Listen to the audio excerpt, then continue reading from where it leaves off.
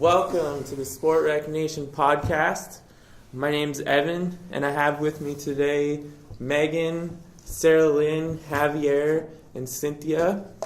This is our first journey into the podcast world. The Sport Recognition Podcast is going to be basically we're going to be talking about issues in the world of sport and recreation today. And for our first test of this, our topic today is going to be concussions in sport. Concussions has become a huge issue in the world of sport today, especially over the past 2 years with it being more prevalent in contact sports such as hockey and football, and it's even worked its way into sports such as soccer, and I've heard of issues with it in even sports as weird as water skiing. So it's been a huge issue in sport, and I think one of the first things that we need to talk about is the issue that has come into play with businesses being tied in with it, and the issues of equipment. And I think one of the biggest issues for me that I've found through doing my reading and stuff like that is the issues of equipment, and equipment becoming too overprotective in a way that it's making athletes feel more and more comfortable with laying their bodies on the line and putting themselves at greater risk for injuries. So what does everybody else think of that? Yeah, I agree. Especially for me, like coming from a hockey background, we've seen a lot of development in different equipment for hockey players. I mean, it's now gone as far as having like a stomach pad. So if you get hit in the stomach, you now have padding that will help it. And like it goes all around your body for shoulder pads and things like that. And you have wrist guards and everything else. But, you know, when you have that hard type of equipment, especially in the shoulder pad region and elbow pads, getting much more like harder plastic material, if you get hit with that, it's going to hurt. And then in turn, you're going to make softer padding or more padding to help kind of shorten that impact. So it's just getting worse and worse. Like it's a cycle that keeps going because, you know, businesses want to basically get people to buy their equipment, but in order for them to buy it, it needs to be softer. It needs to have more protection. Parents are more concerned. And even like professional players are concerned about getting hurt now because that'll just stop their career.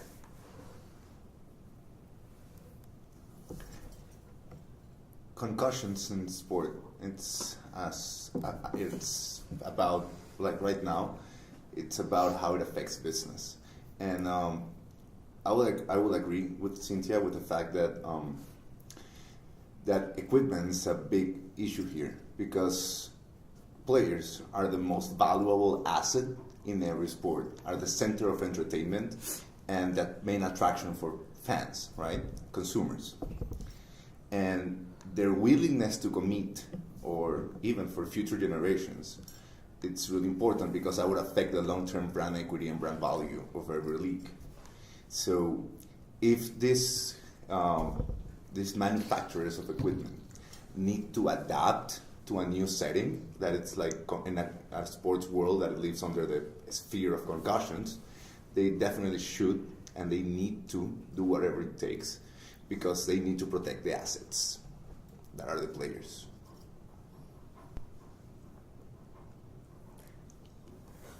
Don't all speak of it. Yeah, I agree with both of you. And I don't know, going through like a business, maybe they have to start educating a little more, or, you know, seeing what they have in terms of like how people hit or get hit based on the equipment that they have. But wouldn't you consider that recent research is enough? Like, not enough forever, but enough for now, so we can start implementing said education? Right, but how do you implement? Funny that you mentioned. From some articles, journal articles that Evan provided for us, there's this article about a research they did in Australia about their intent to implement guidelines. So guidelines will come from the education we already have. Now we're talking about how sports trainers and coaches will implement set guidelines. And for example, one of the main reasons or main factors to actually implement set guidelines, the intention of implementing set guidelines, is personal norms that actually refers to moral values. So you need to actually use or enter the mind of set trainers and coaches through their personal norms or moral values to implement set guidelines and protect the players. From actually that research that came as a first factor of how to actually motivate them and convince them to actually implement set guidelines. I'm just going to go on a little rant here for a minute. Sure, please. People need to stop, and this is coming from coaching side, people need to stop thinking that coaches have to do everything for their kids and basically do the whole world for them and teach them everything they need to know. Because guess what? They're volunteers the majority of the time. And everybody keeps putting it on the coaches. They're responsible for making sure the players don't get hurt. They're responsible for knowing how to hit. They're responsible for proper etiquette. They're responsible for tying their shoes. They're responsible for knowing how to tie their skates. And it goes on and on and on. And if anything ever happens, well, guess what? It's the coach's fault. And yes, this is a little rant because I am a coach and I've come from this background, but even policymakers are starting to do this. It's about the coaches. Well, guess what? There's no coach education for this. So how the fuck are coaches going to be able to actually educate themselves, educate their players, if they don't know what's going on, if they don't know what the policies are, if they're not involved in this? Correct me if I'm wrong. Don't coaches have to take some kind of courses to be able to coach? A course that says, Specific hey, to the sport, though. This is what you're supposed to do. I will let you coach whatever age group you want to if you do 1 4-hour course outlining, hey, you need to have practice plans, you need to do this, you need to do that. This is how you deal with parents. And then you do a speak out course, and then you're done. Right. So then you have a lot of coaches who are terrible. So the extension of set courses to actually include what you're saying, wouldn't that benefit said issue? Not really, because again, you're going back to it's the coach's responsibility to be able to implement this. Well, policymakers just implementing a form for coaches to go and have to take for them to be a coach isn't enough. You need to be able to implement it practically on the ice, in the field, whatever the case is. So doing that, we talked a little bit about this beforehand, about doing hitting clinics and things like that. Those are great, but how many times are they doing it? Evan mentioned a while ago about football that they are doing this and they're doing it more and even at a professional level. Well, in hockey, even in boys hockey, they've stopped hitting at the Bantam 8. So because of concussions and because of injuries. So they're not learning to hit until midget. And I mean, for me personally, I played boys hockey growing up. I think it's terrible that they're not learning how to hit until, second year Bantam, first year midget. Because what happens between Adam and Bantam? You're still going to get hit. There's still going to be a guy who's out there who's going to be hot-headed and just cross-check you into the boards. How are you going to take it? How are you going to deal with it? Girls hockey, most of them don't do hitting clinics. It's not mandatory. So they don't know how to get hit. They don't know how to do that unless the coach takes it upon themselves to implement that in practice, and ice is hard, so then you kind of have to work, well, is this more important than learning this, or, all of that stuff. So then it just becomes another part of the system and doesn't get done. Yeah, but let's talk about money. So if the parents pay for the kids to be able to play, yeah, whose responsibility is to teach the kids this stuff, if not the coaches? Let's pause on that, because when you say the parents pay for the kids to play, what they're paying for is field time, ice time, referees. They're not, coaches don't get paid. Fees, so they can participate. So that's what the money goes to for the most part. Jerseys. And what's happening is that when you look at this issue, you look at the professional aspect, which is they have fairly unlimited resources at their disposal. When you look at amateur sport, just like kids sport, like recreation, they have zero resources. I mean, they have volunteer coaches who are usually sometimes parents who sometimes have never even played the sport, is that they're crying for coaches. So that parents, what's happening is that parents are like, well, I want my kid to play, so I'm going to coach, even though I've never played the sport and I don't know how to hit. I don't know, but I can take this 4-hour course and it can show me how to organize a team, not so much the technical aspect of it. I mean, you can go further, but I mean, if that's all you need to coach this team so that your kid can play, that's all you're going to take for the most part, unless, I don't know, unless you... But even if it's mandatory, you know, there becomes things that a hockey player can teach you rather than a parent who's That's just what I mean. learning. Like, I had for years one parent who kept on telling me, you know, when you're turning, you have to turn this way, so that basically when you hold your stick, your arms cross over so you can do a nice tight turn like this. But if I go like that into the boards and I get hit, I'm going to break both my hands, right? And this is a parent telling me this. And then I do it when I was at a camp one time, and an NHL player came over to me and told me this straight up. You're going to get hurt if you do that in a game going into the boards. You're going to get hit. You're going to break both your hands. That's something that parents don't know all the time. And you know what? Great on them. They're volunteering and all that stuff. It's still not enough. And that's where you see that there start to be flaws. You can educate as much as you want. You can try and implement it into education programs, into, you know, getting those NCCP courses and all that stuff. But you need to have practical knowledge of it. You need to be able to, even if you went on the ice with, you know, volunteer coaches who haven't really been out there that much, and go through the actual hitting clinic with them and have them do it so that they have a better understanding, maybe that's the way to go. I don't know.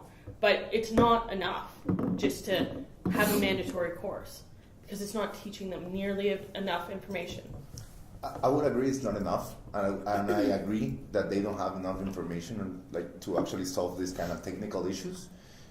But again, what's the solution then? If not the coaches, who's responsible for teaching them? Should there be should it be responsible on the organizations like running these events to have someone that they hire, whether it be, you know, or they bring in like a volunteer doctor to come and like teach people on the issues with concussions, like things to watch for when someone gets hit? Should there be, you know, like there's a referee at the game?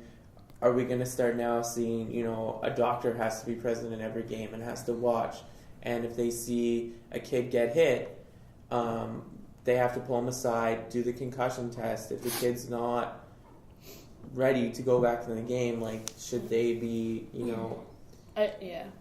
I don't think you'll get a doctor, because I don't think so. That's going to be That would be uber expensive for a trainer. Well, A it trainer, could be yeah. like, it could be something like, if we're looking at it from, you know, the minor hockey perspective or minor sport perspective, it could be that the home team for every game has to supply a volunteer parent who is trained to look for concussion symptoms during the game, and if they see any player, they have to pull that player aside and look at them for concussion issues. I think that's going in the right direction. I don't think realistically you're going to want, if Sarah's a parent who's doing this and I'm a parent from the other team and my kid gets hurt, I'm not necessarily going to want her to look at my kid because she's not really a professional. Okay, she might have done a course. Again, going back to the course situation. I don't know. I think that's a little... I think all of these, I think that's really important in how you handle a concussion when it occurs. But I mean, at this point, the damage has been done. I think more has to go into the prevention of it. And that's why I was saying what I was saying, is that, you know, you can handle, when a kid gets hit, and if they're concussed, I mean, you can go through all the guidelines and you can follow all of the policies onto how to handle their, what is it called? Back to play or something? Yeah. Return to play. Yeah, return to play. You can handle that as well as you want, but the fact is the damage has been done to their brain. And even if you follow all the guidelines, all the steps, there's still more... inclined to get hit again, and well, not hit again, but it's easier for them to get another concussion. So I think that more work has to go into the prevention of them totally. I think when someone gets a concussion too, they're a little like they're timid and they're hesitant. Like I have a friend who's had maybe 2 concussions, like, and they've been spread out. And in soccer, she won't head the ball. Like it could be coming, and she'll jump out of the way because she's too scared to get another one, which is good. But then at the end of the day, like, you know, she's going in for the ball, and someone else comes at her, and she kind of eases up. She could get hurt in another way. Yeah. And like her first concussion, was it head-to-head hit? I don't remember. I think it was like more of an impact, like her head went back. But it was a long time ago, but I just know like she won't head the ball. So how many concussions do you think is like too many for a kid to stop playing?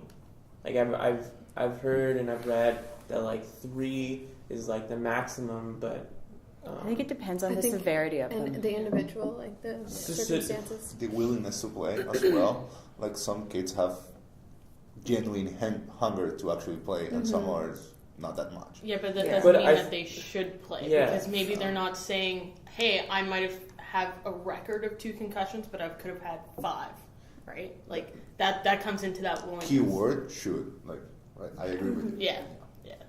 It's just because I know for me personally, that's what I did. Like, I didn't tell anybody I had a concussion, and I just kept on going. That's and it was the thing, obvious. too. It was obvious that I wasn't playing as well as I could. Yeah. But I didn't tell anybody because I knew then I'd be off, and then I'd have to retrain. And it's the progress, right? You have to be able to do all this. And it sucks, but you don't want to leave. You're not going to leave. Yeah, so that's the problem too. Like kids who want to play and want to keep playing, they're just gonna lie and say, "No, I'm fine. You know, I don't have a headache. I'm good," or they're gonna say it's like they feel good after their concussion and go back to playing too early.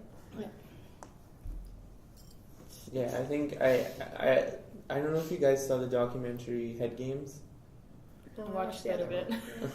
Watch the trailer. It was a documentary on concussions in sports, and one of the issues that they brought up was whether or not how many concussions is enough to stop someone from playing. And you know, they talk to kids, and some kids are like, I've had 6 diagnosed concussions.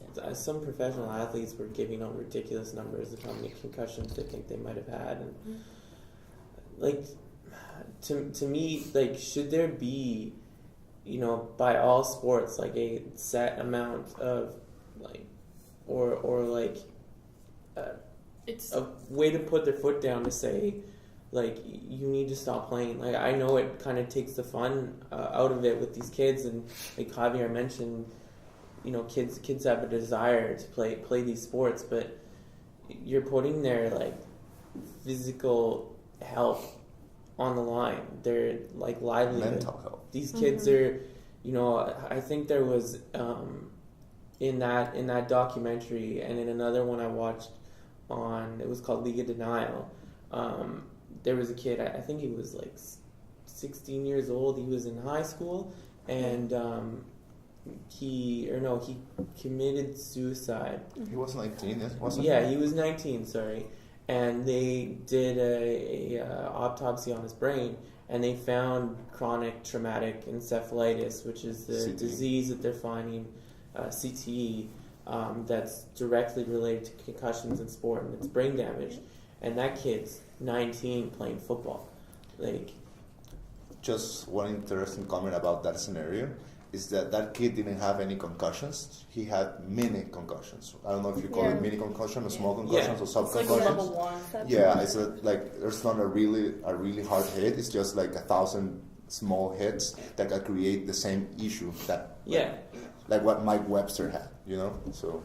Well, and I mean, I've heard of things like even in sports like water skiing that they've seen concussion issues in something as little as water skiing with, you know, the vibrations of the bounce on the waves or hitting the water at such a big impact that it's such an issue within recreation and sport that like should there be a push from, I don't know if it's from society or from doctors or something like that to actually implement a like a policy or something like that saying that if you've received a certain amount of concussions in sport, that like you are not allowed to play contact sport. I don't know if I totally agree with that. Just because the severity of concussions can range so much, I think it has to be like It's personal. it has to be done on an individual basis. I think that I'm not a doctor, but I think that maybe if something were developed to kind of satisfy what you're saying, a scale to be developed that takes into account severity and number of concussions, I guess it would be total damage done overall is what it would be. Because, I mean, someone can have a few concussions and still be okay, whereas someone can also have one concussion and just be done, where it's so bad. So I wouldn't think it would be a good idea to get into, if you had this many concussions, you can still play. Whereas that person who had one really bad concussion says, well, I only had one, so I can probably still play and still But I hit and I get think hit. the thing is, too, is like concussion symptoms, most concussion symptoms don't start showing up until 10 years after a person stopped playing sport. You see it in football players. In that League of Denial documentary was that a lot of the issues for these players didn't start coming until after they finished playing football. So after they're done, after their brains are done taking all that damage, and it shows up, 5-10 years down the road that they start, suffering from memory loss, delusion, what were some of the other Mood things? swings, Mood swings, Headaches. migraine. That's the word I'm looking for. Say that again. Migraine? Migraine. No, migraine. Sorry, the I foreign told you. kid decided to stop. That's horrible. And What was the other one? Like uncharacteristic or sporadic decision making, like doing. But again, I think it's like you do as much as somebody can say no, I didn't know. In the back of your mind, there was this 1 second where you knew you're done, and you do. Like it becomes it's not worth it, I can't do it You're seeing anymore. it now. or Like whatever. two football players just retired today because of Jake Locker from the Tennessee Titans. He retired because he said his head's not in it anymore. No. But he's gone through And you something feel that ridiculous, change. like four severe concussions over the past since he started playing professional football. And maybe that's where the research and the implementation comes in. Maybe we're at the point now where concussions has been an issue for so long that we can look at those severe cases, right, where the symptoms haven't occurred or haven't been noticed until 10 years later. Why can't someone start looking at those cases and then kind of figuring out, like gauging what was okay, what was not okay, what was the point where they should have stopped, but they think they're didn't. starting to do that now, though, and I think that with what I've read and what I've seen watching documentaries is that people are starting to realize now that this is not something that they can just brush under the rug. Taking a hit and brushing it off is becoming less and less acceptable, and you're seeing it starting to happen now in professional sports where there's being rules put in place, whether it's hockey, football, hitting to the head is becoming an unacceptable action, and they're being, repercussed for it. You're starting to see fines, major penalties being given out in the sports. And I think the thing that you're starting to see now is that now that the knowledge is starting to be spread amongst these players, is that players are starting to think about it now, and they're starting to think twice about, whether or not if I take a hit, is it worth it for me to come back? They're starting to think more and more about themselves and about their future life after their sport. And I think that you're starting to see it trickle down now into the youth levels. So you're seeing, organizations now, I don't know if they're being forced to do this or they're feeling like they need to show their legitimacy as an organization, that they're implementing these concussion policies, and we can argue whether or not their effectiveness, but I think that you're starting to see a greater emphasis put on sport organizations to have these policies in place, to have these, educational programs, whether they be pamphlets or, training coaches or telling parents about the risks of concussions and what they should look out for. I feel like you're starting to see a greater need for that, but I mean, we can debate the effectiveness of these, but these two factors should go like hand in hand. The decision making of the player, and the education of the player. So as research advances and there's more information for the players to actually make a decision, it's really important, because no matter what, how many policies you have, if the player wants to play, he'll make an issue about playing. But some other players will actually sue their league and organization, like football players did after they retired, and that's one thing. Yeah. And the second one is that, as you mentioned, it's really players are starting to think about their future, and they've been doing it with different injuries, not necessarily concussions. For example, Greg Oden, part of the reason why he doesn't keep trying to get back to the NBA after a disappointing career is that he's thinking about his chronic knee issues might keep him from actually walking with his son on the beach one day, and that matters to him, and they need to start thinking about that. Has anybody else ever been around someone who's been punch drunk? Do you know what the term punch drunk is? It was a term that was coined for boxers that have taken too many hits to the head, and that their speech is slurred, they can't put together a full thought. Has anybody ever been around something like that before? I've been around a guy who's had 8 concussions, severe concussions, and he was... It's crazy to see people, and I've had friends that I've seen the process of it, where you see the person before and they're lively, talking, very smart guys, but you see them afterwards and they can barely put together a sentence, let alone have a legit conversation. And I mean, there's oh man, I wish I had that video. I don't know if we could play it or not, but there was a video of a football player that it was in that documentary League of Denial, where Mike Webster, Iron Mike. Yeah, where he was trying to talk and he couldn't put together a sentence. He would be sitting there and he'd be talking and he'd be in the middle of a sentence and be I just forgot what I was talking about. That's to me the issue, and the fact that I think that making that more of an issue, which I feel like people are doing now, you're starting to see the trickle-down effect of that. So you're seeing kids, taking hits at a younger age that, they shouldn't be putting their bodies through. And now people are starting to think twice about whether or not, that kid should, keep playing the game. And that's a key factor here.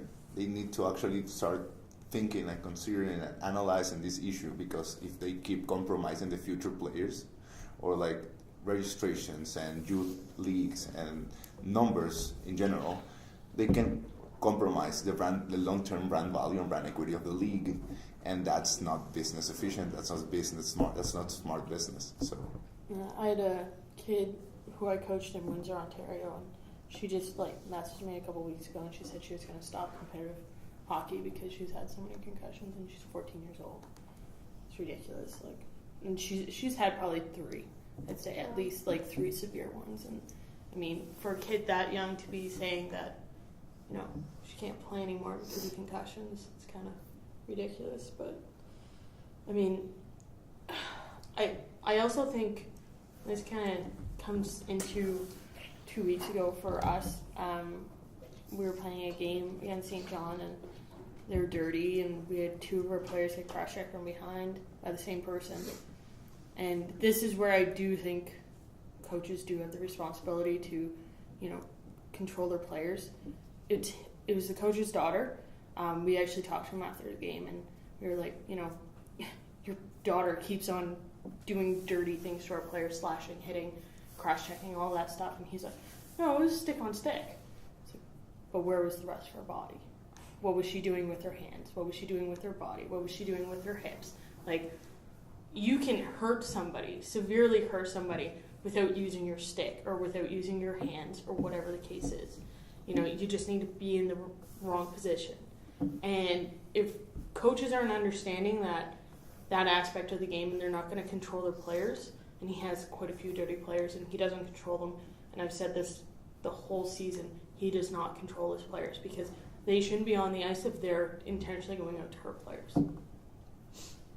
Yeah, Right? and like it's funny because when you watch sport from like heck even like 10 years ago, you see a difference in the way things are being like portrayed. Like when I remember watching football, 5-10 years ago, someone gets smoked, and people are like Excited. fired up. I remember there being a joke by this comedian Patrice O'Neill where they would have like a ritual dance afterwards where and the crowd would be cheering, he's paralyzed, and just being like there were videos like the Don Cherry, Yeah. what was it? Yeah, the Rock'em Sock'em. Yeah, like stuff like that was, people idolize that stuff. People, I had those videotapes watching it, or you watch, the big hits, to fire yourself up for the game. I remember doing that. Now you don't see that. Now you see when you're watching a game being shown, they're like, oh, he's gonna get fined for that hit, or they'll actively point out the hits to the head, and they'll be like, oh, that's an issue. Like he's probably gonna get a penalty or a fine for that. Like they're being more conscious about that stuff, and they're not being like, oh, what a hit, he just got knocked senseless kind of thing. Yeah, it's true. Like, Right. Yeah. People still look for those big hits, though. But some people, not as much as what it was. Like, yeah, that's true. But people would literally want somebody to go out there and clothesline a player. Yeah, but right? I mean, like if you go to a hockey game, everybody wants to see a fight. Yeah. And then as soon as something bad happens to someone in the fight, It's like, ooh. then the crowd gasps, and then they're like, oh, maybe that shouldn't have happened. Yeah. But they still want to see it. Yeah. But is that like that's the entertainment part, right? Mhm. And But that's it's still part dangerous for the players. That's part of the problem. Professional sport is entertainment. Mm-hmm. It's a business. That's how it's run. There's a reason why you have your grinding players on your fourth line, because if one of your all-star players gets hurt, well, guess what? They're going to go out there and try and hurt the other players, right? And it's just, that's how the system plays. Why is that? Why is that? Because we've allowed it to happen for so long, and we never stopped it, right? To me, like I play hockey, and now that I haven't been playing it for a while, like I sit back and I watch that stuff, and I feel like it's a hockey thing in particular, like the enforcer and stuff like that. It like, is. Why is that a thing? Why does there need to be repercussions for a guy getting hit? Like, why does that guy need to get? Because it's been gathering ever since hockey started and professional hockey started. One time, it only takes one time for one all-star player to get hurt, and then your teammate, probably the biggest, baddest one on the team, is going to go out there and try and hurt the other player. And it's just not hockey. It happens in soccer. Yeah. It happens in the NBA. It happens in life. Yeah, it does. Like, and it makes sense from a selfish, professional way, because emotional energy, it's a big part of winning. Like hustle, motor, whatever, drive, is what I mean, like motive, whatever, and that matters, and that pushes the team, right? So because talent can go so long, and then you have to put your spirit, your willingness to win, show that you want it more than the other team, and having an enforcer in any sport, it's completely normal. In the NBA, you have usually a power forward that actually is just pure hustle, pure energy. And in soccer, you have a holding midfielder that is particularly violent. And you can actually go through history. And actually every team, or at least most teams, you can actually see, okay, that's the one. Okay, that player was that enforcer. That player, that key player. For example, let's talk about soccer. Let's go with Italy World Cup champions in 2006. Gattuso, De Rossi, violent players that actually drove the team, and that was some spirit and hustle. That matters. That helps the team. When you see goalies fight in the NHL, That happens. that's emotional. That is all driven off of an emotional thing. You know, two teams hate each other. You see a line brawl, that's emotion right there. Mm-hmm. That's where you see it. But you also see, you know, two grinders going out and then basically saying, you want to fight? Yeah. Because either the game is slow or one team's not playing as good as the other team. They're trying to get their team going. Yeah. That's that emotional drive. That's why they do it, right? It's that entertainment thing. I need to get players going. I need to do this to help my team. And that's the only way they really can, because they're not, let's be honest, the best players on the ice. They can barely skate sometimes. So, you know, it's, well, it's true. Like, you know, some of them, you see them, and it's like, ah. They I also hope do your it. players don't listen to this. My players, actually, none of them would ever fight. Look at another you, player. Miss High They Horse. they would know if they touched any player like that, they'd be off the ice. We should They have begin we undrafted. should have a segment called Cynthia's Philosophies on Coaching. No, please don't. You can have her own brand. I had mine today. I'm good. Cynthia's brand. I'm cursed. You know what really grinds my gears? No. No, but seriously, all of our girls on our team, it happened once this year, literally told her to get off the ice and go skate over and get your stuff off, because I'm not putting up with that. All the other ones know. If they get punched in the face by another team, they know they're going to get the penalty, and we're not, and we're going to get on the power play. And it's the sacrifice for the team. To be fair, that's your philosophy, and especially in hockey. But when I used to teach kids soccer back in Ecuador, I actually kind of drove them to actually like use their body and have a little contact, because usually kids are afraid of that, Be and aggressive, they need to yeah. and they need to actually But lose that fear. Mm-hmm. And in soccer, Yeah. using your body as a tool makes a huge difference. How you protect the ball, how you run, how you create opportunities, how the other team sees you. Yes. It's about intimidation. It's about getting into the other team's head and stuff. But it's, So, I would agree with you, but doing things after the whistle's gone, it's done deal. I completely agree with you. And that's what I'm talking about. I'm not talking about during that's fair. play, right? Right. We do in practices. We'll just have a full-out battle, like basically a gladiator battle going on between all the players, and that's what it is. Like, they need to learn how to protect the puck. They need to learn how to take the hits. They need to learn all of that stuff, because we, as a coaching staff, think it's important for them to do that. But getting those hits after the whistle and getting that one punch in that's going to result in you getting a penalty and hurting the team. Right?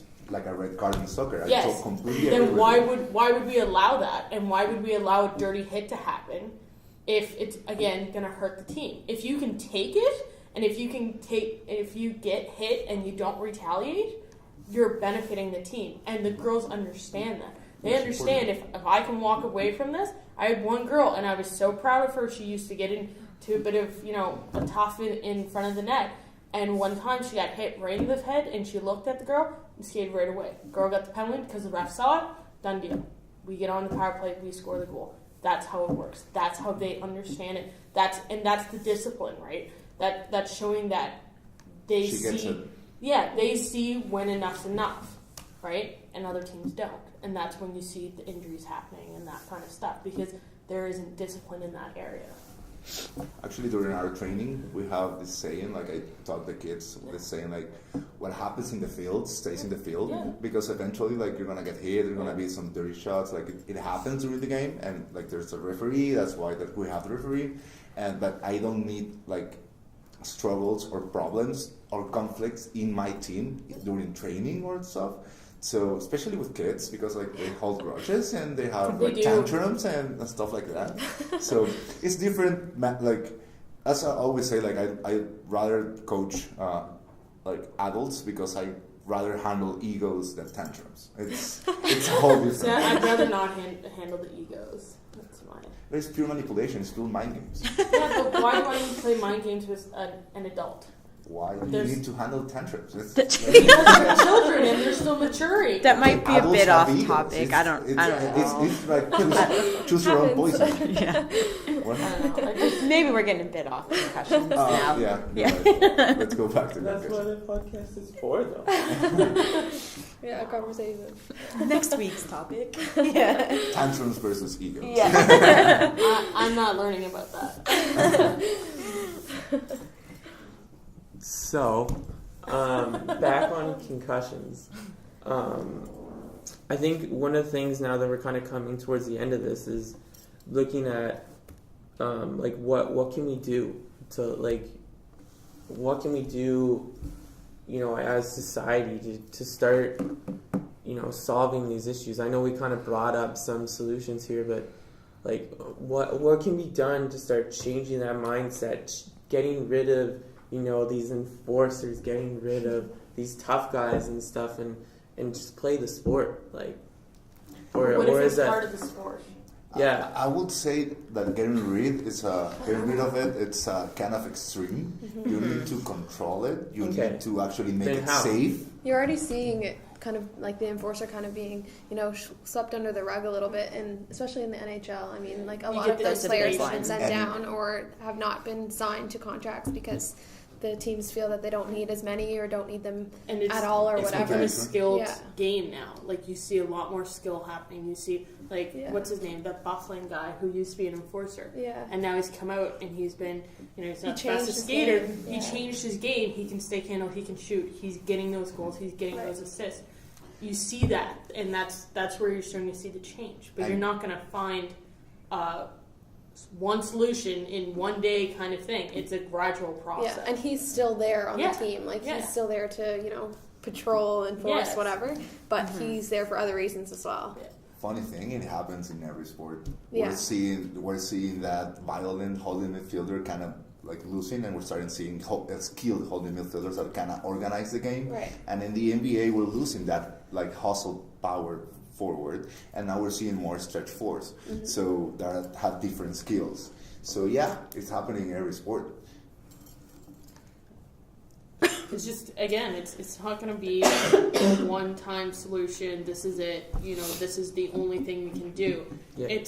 You need to find what's going to work within each organization. You're going to need to find what works in provinces and even nations. Like, it's not going to work for everybody, but you need to be able to control it and that kind of stuff. And the other thing I just wanted to mention is we need to have people who can do roundtables and talk about this and come up with different solutions, and then have people who are going to be devil advocates and kind of go out against them and say, well, what if this happens? What if that? Because that's really the only way you're going to get a solid, good solutions out there, right? Yeah. That's right. And just one thing, now that you talk about solutions, I would think that players are the key here, right?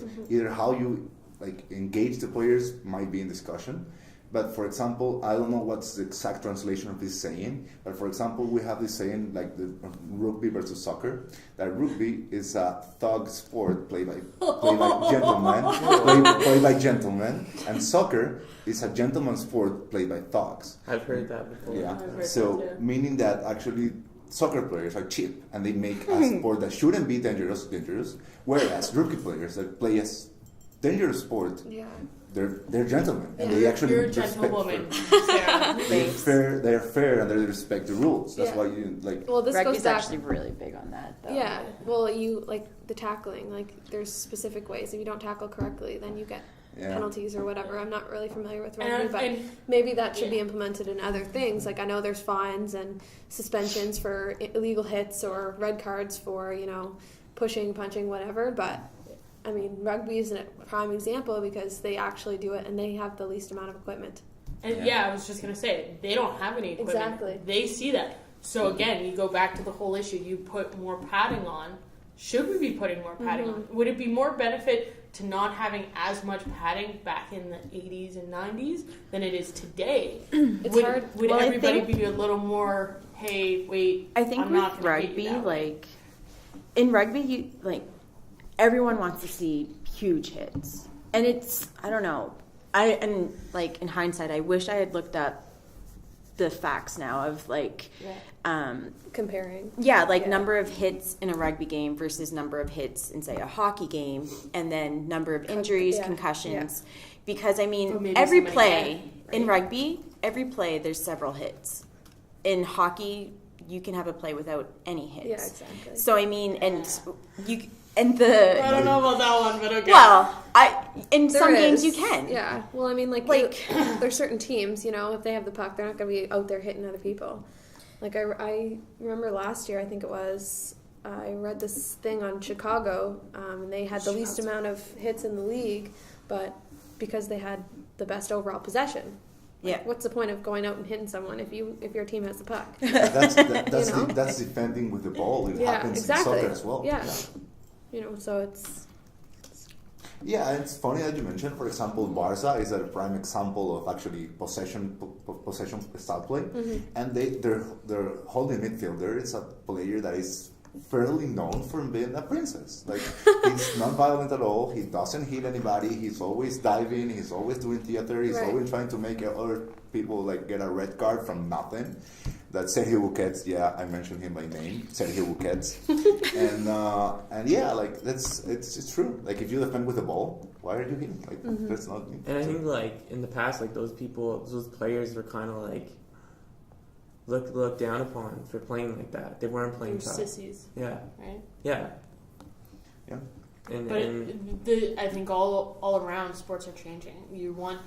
People want to see the skill side. They don't want to see necessarily, the rough side. It's all about, hey, can I make this dangle? Ooh, yeah, woohoo, kind of thing, right? But make that play. Any of those things, make that dunk. That kind of stuff is more appealing and entertaining for people than, say, the rough stuff. I would say majority of that, besides a hockey brawl. Like line brawl, that's just fun to watch. And I think in terms of like solutions or starting to make the solutions, I think that the NHL is doing a really good job in changing the sport, because they not only have they